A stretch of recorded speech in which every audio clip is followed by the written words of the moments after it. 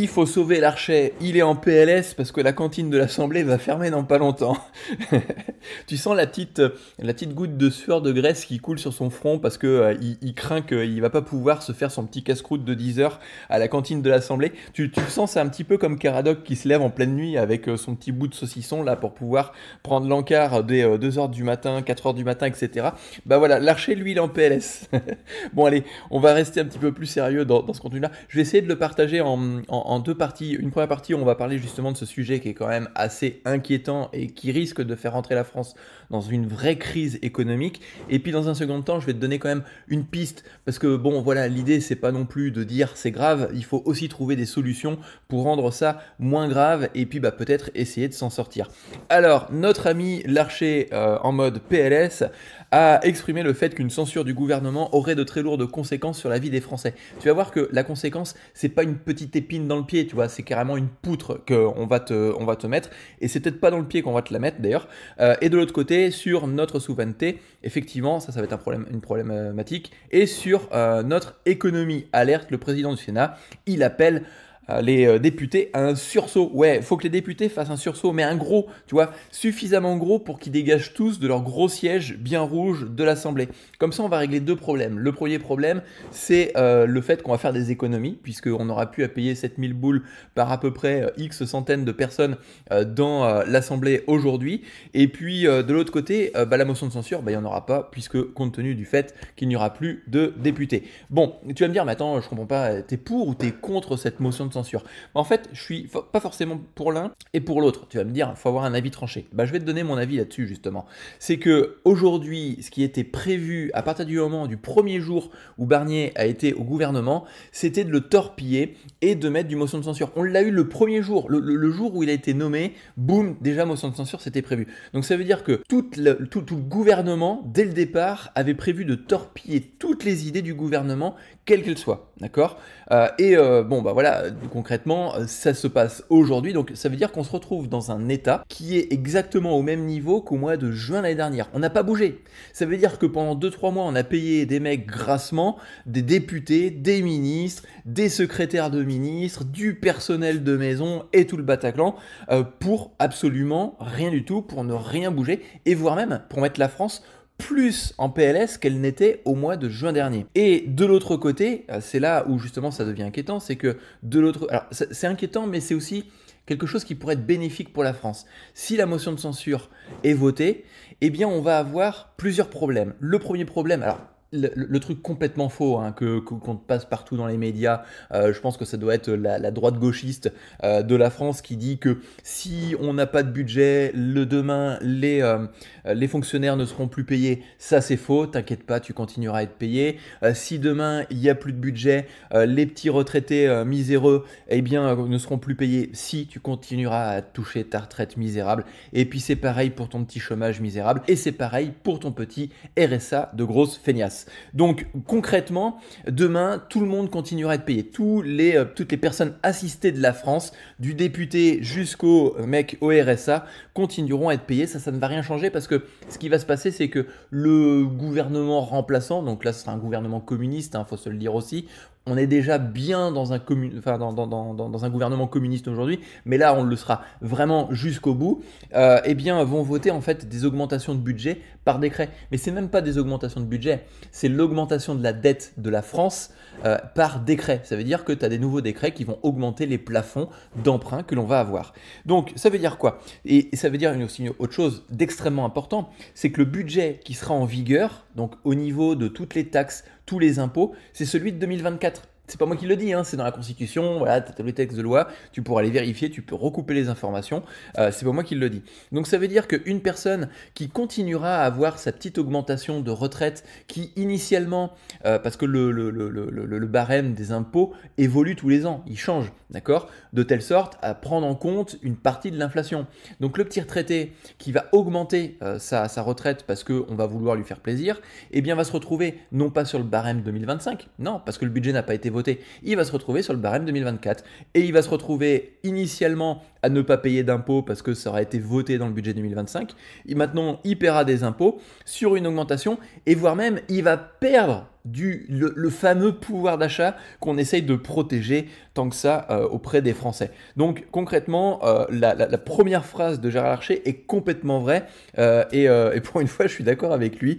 Donc ça va avoir de lourdes conséquences sur la vie des Français. Je prends le cas des retraites hein, parce que voilà, c'est le truc qui fait plus parler en France.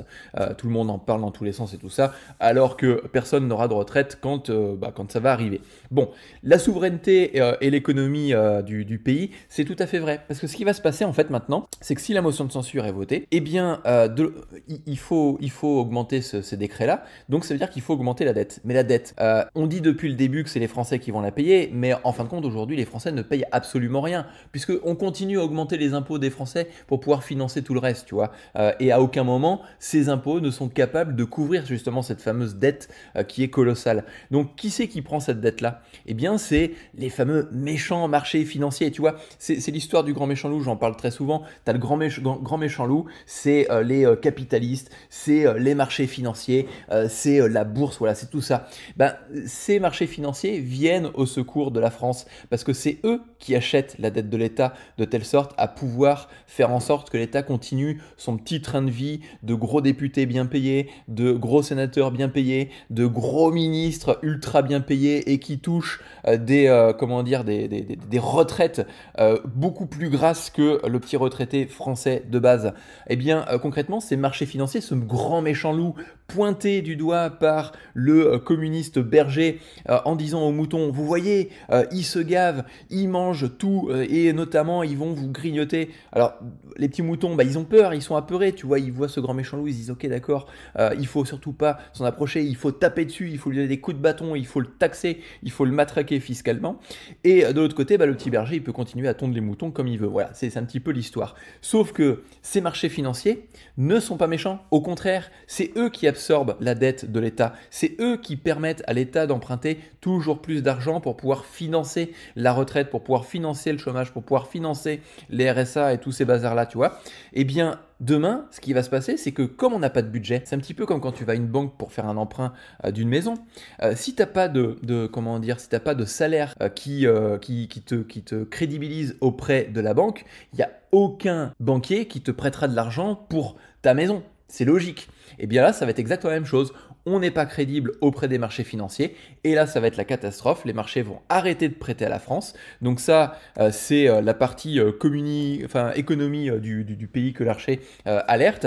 Et en ce qui se concerne la souveraineté, c'est qu'on va arriver en mode PLS auprès des marchés. On ne pourra plus faire de crédit sur les marchés. Aujourd'hui, on emprunte plus que la Grèce. Hein. Le taux d'emprunt que l'on a, d'accord, donc le taux d'emprunt que tu aurais dans une maison, on emprunte plus que la Grèce. C'est des faits. Encore une fois, tu peux absolument tout vérifier. Tu peux même venir compléter dans les commentaires ce que je dis dans la vidéo. Comme ça, du coup, ça améliorera la qualité de cette vidéo aussi. Et de l'autre côté, ce qui va se passer, c'est que l'Europe, le FMI, tous ces organismes qui contrôlent l'économie mondiale vont mettre sous tutelle la France. Et ça, je trouve que c'est par contre une très bonne chose qui pourrait arriver, non pas à Larcher, parce que sa cantine, là, elle sera définitivement fermée, mais ça mettrait en PLS tout le gouvernement, il y aurait certainement énormément de ménage qui va se faire. Là, par contre, ça sera terrible.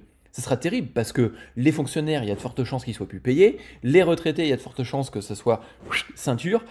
Et déjà, je pense que les retraités se servent quand même pas mal la ceinture aujourd'hui. Les chômeurs, PLS. Et puis les mecs au RSA, ils vont peut-être commencer un petit peu à se bouger le cul pour aller trouver du travail, tu vois. Et à partir de là, on va retrouver un système qui sera potentiellement intéressant en France. C'est ça. Il n'y a que aujourd'hui, si tu regardes bien, aujourd'hui, il n'y a que les personnes qui créent de la richesse en France, qui permettent de soutenir la France. Aujourd'hui, une personne qui se lève tôt, qui travaille dur, qui paye des impôts, ces impôts sont au service de la France. Une personne qui est auto-entrepreneur aujourd'hui, qui travaille beaucoup plus qu'un salarié standard qui est à 7 ou 8 heures par jour de travail, eh bien, contribue à garder la France en vie. Une entreprise qui paye des impôts horribles sur tous ses bénéfices contribue à la survie de la France. Par contre, toutes ces personnes-là n'ont le droit absolument à rien. C'est ça l'égalité de la France. C'est que les personnes qui ne foutent rien, comme par exemple les députés, comme les sénateurs, comme les mecs au RSA, eux, on les paye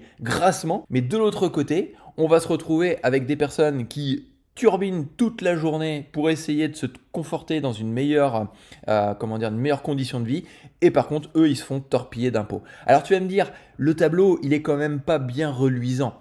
C'est quand même pas très beau et quelle solution on pourrait en retrouver? En fin de compte, la solution, c'est de gagner toujours plus. C'est aussi simple que ça. Plus tu vas gagner, effectivement, tu paieras plus d'impôts. Mais si on a cette petite motion de censure, on pourrait avoir une crise économique qui fait que justement, tu vas pouvoir t'en sortir beaucoup mieux que les personnes qui seront déjà aujourd'hui en PLS, qui seront en mode mouton, tu vois.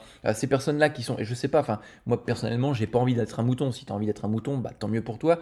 Si ça te fait plaisir, continue. Mais moi, voilà, je préfère ne pas être un mouton et suivre une psychologie qui est de gagner toujours plus. Et je te le montre sur cette chaîne-là. Je te le montre, en fait, de façon très simple. Il est possible aujourd'hui de commencer très simplement. Tu peux exprimer tes idées sur les réseaux sociaux, comme par exemple YouTube. Moi, je le fais sur YouTube principalement, mais tu peux le faire sur TikTok. Tu peux décrocher les monétisations et à partir de là, bah, au début, ça te fera un petit complément de revenu. Le petit complément de revenu, ça peut être 50 euros par mois, ça peut être 100 euros par mois en supplément. Et cet argent-là, bah, tu vas pouvoir peut-être l'utiliser soit pour améliorer ton quotidien, soit aussi pour pouvoir entrer sur des systèmes qui te permettent de construire une retraite par capitalisation et donc voilà, avoir toujours plus d'argent en supplément. Là, je te donne un exemple.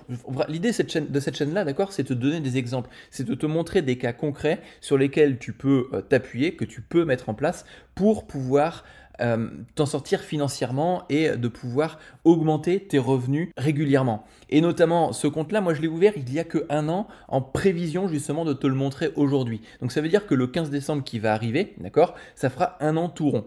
Et je n'ai simplement effectué qu'une seule action, c'est que tous les lundis à 15h30, j'ai acheté 2 parts d'un ETF. Je ne me suis pas embêté à acheter des actions complexes, à étudier des bilans compliqués ou quoi que ce soit. Non, j'ai pris l'ETF le plus connu au monde, qui est le S&P 500, je peux même te le montrer d'ailleurs, qui est le S&P 500 qui se trouve juste ici, tu vois, j'en ai 82, j'en ai acheté 2 une fois par semaine tout au long de l'année.